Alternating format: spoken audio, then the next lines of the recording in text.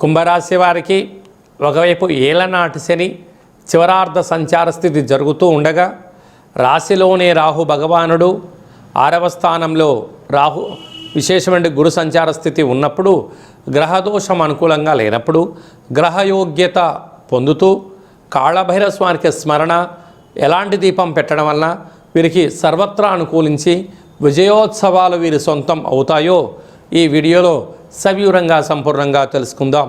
రాశాధిపతి శని భగవానుడు రాశిలోనే రాహు 2వ స్థానంలో శని సంచార స్థితి ఉండడం వలన వీరి యొక్క ఆలోచన విధి విధానం ఎలా ఉంటుందంటే ఉప్పెనలా ఒకేసారి డబ్బులు రావాలి, ఇలాగ ఈ డబ్బులలో తీసుకెళ్ళి స్థిరాస్తులు చరాస్తులు గృహ భవన నిర్మాణ కార్యక్రమాల్లో పెట్టుబడి పెట్టాలనే కోరిక ఉంటుంది.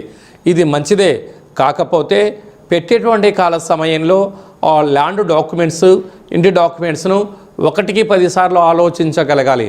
లేకపోతే ఇన్ని రోజులు కష్టపడి సంపాదించినంతను కూడా పొరలపాలు అవ్వడం, డాక్యుమెంట్లు సక్రమంగా లేనప్పుడు గృహాలని స్థలాలను కొని రాబోయే కాలమంతను కూడా పోలీస్ స్టేషన్లు కోర్టు సమస్యలతో మీరు ఇబ్బంది పడే పరిస్థితి చాలా అధికంగా ఉంటుంది. అలాగే 12 సంవత్సరాల తర్వాత దేవగురు బృహస్పతి 6వ స్థానంలో జలరాశిలో సంచారం చేయనప్పుడు ఒక్కోసారి ఆందోళన, శారీరకమైనటువంటి ఇబ్బందులు, రోగ సమస్యలు అంటే దీర్ఘకాలికమైన షుగరు, థైరాయిడ్, అనేక రకాల ఇబ్బందులు, అనేక రకాల ఆర్థిక ఇబ్బందులతో కొట్టిమిట్టాడే పరిస్థితి చాలా అధికంగా ఉంటుంది. సప్తమంలో కేతు, మీకు అన్నీ తెలుసు కానీ మీరు తెలిసి ఒక్కోసారి అజ్ఞానంగా ప్రవర్తిస్తూ ఉంటారు. దీనివల్ల మీరు తెలివైన వారో అదృష్టవంతులో దురదృష్టవంతులో మీకు మీరు అర్థం గారు, మీరు ఇంట్లో వాళ్ళు కూడా అర్థం కాకపోవడం చేత అనేక రకాలుగా మీరు ఇబ్బంది పడుతూ ఉంటారు.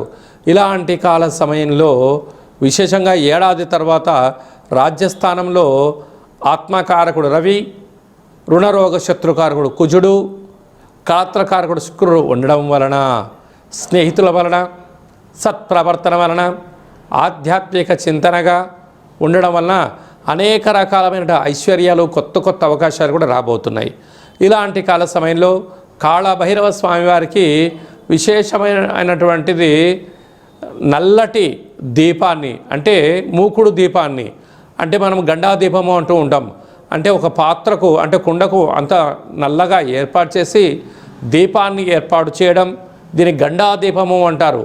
అంటే పొగచూరినటువంటి నల్లటి ప్రమిదలో అంటే నల్లగా ఉండబడిన ప్రమిదలో కాళభైరవ స్వామిని స్మరణ ధ్యానం చేయడం వలన చీకటిలో ఉండబడిన ఒక వ్యక్తి